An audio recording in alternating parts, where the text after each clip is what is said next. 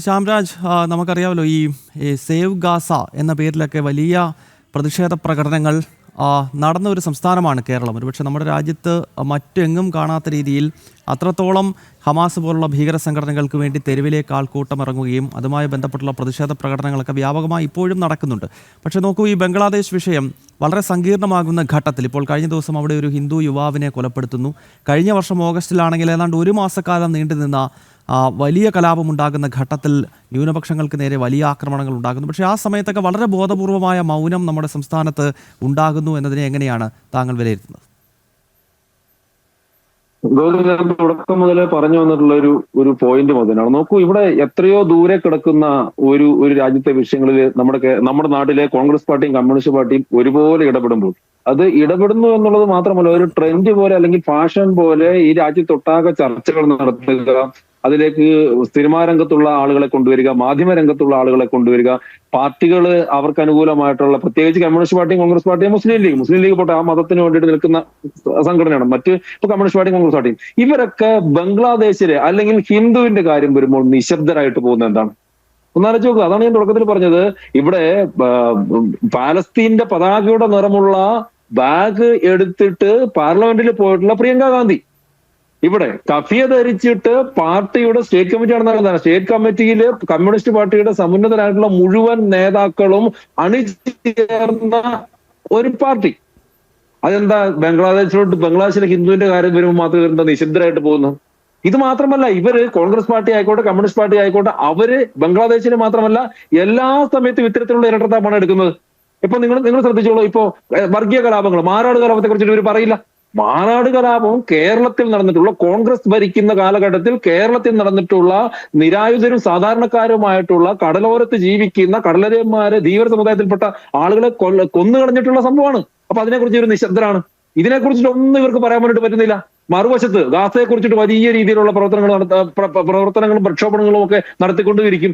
ഇത് കേരളത്തില് ഇത്തരത്തിലുള്ള പ്രവർത്തനങ്ങളിൽ ഏർപ്പെടുന്ന ആളുകളൊന്ന് കണ്ടുപഠിക്കുക കൂടി വേണം. ഇപ്പോ ബംഗ്ലാദേശിൽ നടന്നിട്ടുള്ളത് എത്രയോ നടുക്കുന്ന സംഭവമാണെന്ന്. അത് റിപ്പീറ്റ് ചെയ്ത് പറയാൻ തന്നെ എനിക്ക് ബുദ്ധിമുട്ടുണ്ട്. അതിന്റെ വീഡിയോ കാണുവാനോ അതല്ലെങ്കിൽ ആ സമയത്ത് അവരുടെ പറഞ്ഞ കാര്യങ്ങളോ കേൾക്കാൻ വേണ്ടിയിട്ട് പോലും ബുദ്ധിമുട്ടുണ്ട്.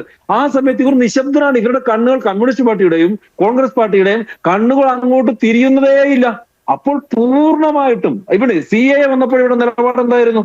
സിറ്റിസൺ അമെന്റ്മെന്റ് ആക്ട് കൊണ്ടുവന്നപ്പോഴത്തേക്കും ദീപുവിന് ഈ പറഞ്ഞിട്ടുള്ള ആളെ പോലെയുള്ള ആ വിഭാഗത്തിൽപ്പെട്ടിട്ടുള്ള പാകിസ്ഥാനിലെയും ബംഗ്ലാദേശിലെയും ഒക്കെ ന്യൂനപക്ഷ വിഭാഗത്തിൽപ്പെട്ടിട്ടുള്ള ഹിന്ദു, ക്രിസ്ത്യൻ, സിഖ്, ബുദ്ധ വിഭാഗത്തിൽപ്പെട്ടിട്ടുള്ള ആളുകൾ ഇത്തരത്തിൽ മരിക്കാൻ വിധിക്കപ്പെട്ടവരാണെന്നാണ് ഇവിടുത്തെ കോൺഗ്രസ് പാർട്ടിയും കമ്മ്യൂണിസ്റ്റ് പാർട്ടിയും ധരിച്ചു വെച്ചിരിക്കുന്നതെന്ന്.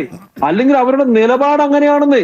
അതല്ലെങ്കിൽ പിന്നെ എന്തുകൊണ്ടാണ് ഈ രാജ്യത്തൊട്ടാകെ ഈ CAA വിരുദ്ധ പ്രക്ഷോഭം നടത്താൻ വേണ്ടി കമ്മ്യൂണിസ്റ്റ് പാർട്ടിയും കോൺഗ്രസ് പാർട്ടിയും എങ്ങനെയാ വെച്ചാൽ ഇത്തരത്തിലുള്ള കൊലപാതകങ്ങൾ ബംഗ്ലാദേശിൽ നടന്നുകൊള്ളട്ടെ, ഇത്തരത്തിലുള്ള കൊലപാതകങ്ങൾ പാകിസ്ഥാനിൽ നടന്നുകൊള്ളട്ടെ, അവിടുത്തെ സാധാരണക്കാരായിട്ടുള്ള അവിടങ്ങളിലെ ന്യൂനപക്ഷ വിഭാഗങ്ങളായിട്ടുള്ള ഹിന്ദുവും ക്രിസ്ത്യാനിയും സിഖിനും ജൈനനും എല്ലാം ഇത്തരത്തിൽ ബംഗ്ലാദേശിലെ പോലെ കൊല്ലപ്പെട്ടോട്ടെ എന്നാണ് ഇവർ പറയുന്നത്. ഈ ഇരട്ടത്താപ്പ് ഈ രാജ്യത്തെ ജനങ്ങൾ മനസ്സിലാക്കിയിട്ടുണ്ട് എന്നുള്ളതാണ് ഈ ഒരു സമയത്തെ ഒരു കാര്യം കൂടി. അത് നിങ്ങൾ മനസ്സിലാക്കൂ. ഈ ഒരു ഇരട്ടത്താപ്പ് ഈ രാജ്യത്തെ ജനങ്ങൾ മനസ്സിലാക്കിയിട്ടുണ്ടെന്നേ. അതുകൊണ്ട് തന്നെയാണ് കോൺഗ്രസ് പാർട്ടിയിലെയും കമ്മ്യൂണിസ്റ്റ് പാർട്ടിയിലെയും എല്ലാം ഈ രാജ്യത്തെ ജനങ്ങൾ പുറംകാലിന് അടിച്ചു മാറ്റിയിട്ടുള്ളത്. ഇപ്പൊ ഞാൻ ഈ രാജ്യത്തൊട്ടാകെ യാത്ര ചെയ്തിട്ടുള്ള ആളാണ്. അപ്പൊ വടക്കൻ ഇന്ത്യയിലൊക്കെ ചില സംസ്ഥാനങ്ങളിലൊക്കെ രാത്രി കല്യാണങ്ങളുണ്ട്. ആ രാത്രി കല്യാണങ്ങളുടെ ഒരു കാരണം തന്നെ മുഗൾ ഭരണ കാലഘട്ടത്തില് ഈ മുഗൾ ഭരണാധികാരികളുടെ കിങ്കരന്മാരൊക്കെ വന്നിട്ട് പെൺകുട്ടികളെ കണ്ടുപോയി പകൽ കല്യാണം നടത്തി കഴിഞ്ഞാൽ തട്ടിക്കൊണ്ടുപോകും. അപ്പൊ അതുപോലെ ഒഴിവാക്കാൻ വേണ്ടി രാത്രിയിൽ കല്യാണം നടത്തിയിട്ടുള്ള ഒരു കാലഘട്ടം ഉണ്ടായിരുന്നു. എന്നിട്ടാണ് ഈ അബ്ദുള്ള പോലുള്ള ആളുകൾ പറയുന്നത് മുഗൾ ഭരണകാലം എന്തോ മഹത്തായിട്ടുള്ള ഭരണമായിരുന്നു. ഏത് ഹിന്ദുവായിട്ട് ജീവിക്കാൻ വേണ്ടിയിട്ട് ഇവിടെ നികുതി അടയ്ക്കേണ്ട കാലഘട്ടമായിരുന്നു അത്. സത്യത്തിൽ ഈ രാജ്യത്തിന്റെ ഇരുണ്ട കാലഘട്ടമായിരുന്നു. എന്നിട്ട് പറയാണ് ഇവിടെ എല്ലാ ഹിന്ദുക്കളും മറ്റു ന്യൂനപക്ഷ വിഭാഗത്തിൽപ്പെട്ടവരെല്ലാം ഫ്രീ ആയിട്ട് ജീവിച്ചിരുന്ന കാലഘട്ടമായിരുന്നു. അപ്പൊ ഇത്തരത്തിലുള്ള ഒരു നറേറ്റീവ് സൃഷ്ടിക്കാൻ ആന്റി ഹിന്ദു നറേറ്റീവ് ഉണ്ടാക്കുന്ന നടപടികളാണ് എക്കാലത്ത് കമ്മ്യൂണിസ്റ്റ് പാർട്ടി സ്വീകരിച്ചു പോന്നിട്ടുള്ളത്.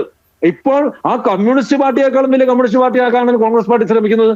അതുകൊണ്ട് തന്നെയാണ് ഈ നാട്ടിലെ ജനങ്ങള് ജനാധിപത്യത്തിന്റെ രീതിയിൽ ഇരു കക്ഷികളുടെയും, കോൺഗ്രസ് പാർട്ടി ആയിക്കോട്ടെ കമ്മ്യൂണിസ്റ്റ് പാർട്ടി ആയിക്കോട്ടെ, രണ്ടുപേരും പുറംകാലിന് ചവിട്ടി പുറത്താക്കിയിട്ടുള്ളത്. ഒരു ഉദാഹരണം പറഞ്ഞിട്ട് നിർത്താം. ഇവിടെ ഒറ്റൊരു ഉദാഹരണം. നിലമ്പൂർ ബൈ ഇലക്ഷൻ സമയത്ത് നിങ്ങൾ ആലോചിച്ചു.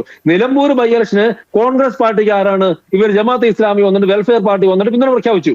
ഉടനെ പിറ്റേന്ന് വരുന്നു LDF വന്നിട്ട് PDP യുടെ പിന്തുണ. PDP നിലമ്പൂർ നിയമസഭാ മണ്ഡലത്തിൽ 4-3-7 പേര് പോലും ഇല്ല. പക്ഷെ തീവ്ര ഇസ്ലാമിക സംഘടനകളുടെ പിന്തുണ തങ്ങൾക്ക് കൂടി ഉണ്ടെന്ന് കമ്മ്യൂണിസ്റ്റ് പാർട്ടിക്ക് വരുത്തണം. അപ്പൊ ഈ ഒരു നിലപാടാണ് ഇവർ ചെയ്തുകൊണ്ടിരിക്കുന്നത്. ഈ രാജ്യത്തും കേരളത്തിലൊക്കെ കമ്മ്യൂണിസ്റ്റ് പാർട്ടിയും കോൺഗ്രസ് പാർട്ടിയും മത്സരിച്ച് ചെയ്തുകൊണ്ടിരിക്കുന്ന ഇതാണ്, ഹിന്ദു വിരുദ്ധ നിലപാടാണ്. അവർ ന്യൂനപക്ഷങ്ങളെ സംരക്ഷിച്ചോളട്ടെ, ഇസ്ലാം അനുകൂല നിലപാടെടുത്തോളട്ടെ. തീവ്രവാദ സംഘടനകൾക്ക് വേണ്ടി ഇവർ പ്രവർത്തിക്കുന്നത് എന്തിനാ? പോപ്പുലർ ഫ്രണ്ടിന് വേണ്ടി ഇവർ പ്രവർത്തിക്കുന്നത് എന്തിനാ? എന്തിനാണ് ജമാഅത്തെ ഇസ്ലാമി ഇവർ പിന്തുണയ്ക്കുന്നത്? വി ഡി സതീശൻ എന്താ പറയുന്നത്? ജമാഅത്തെ ഇസ്ലാമിയുടെ വർഗീയത പോയി എന്ന് പറയുന്നത് എവിടെ പോകാനാണ്?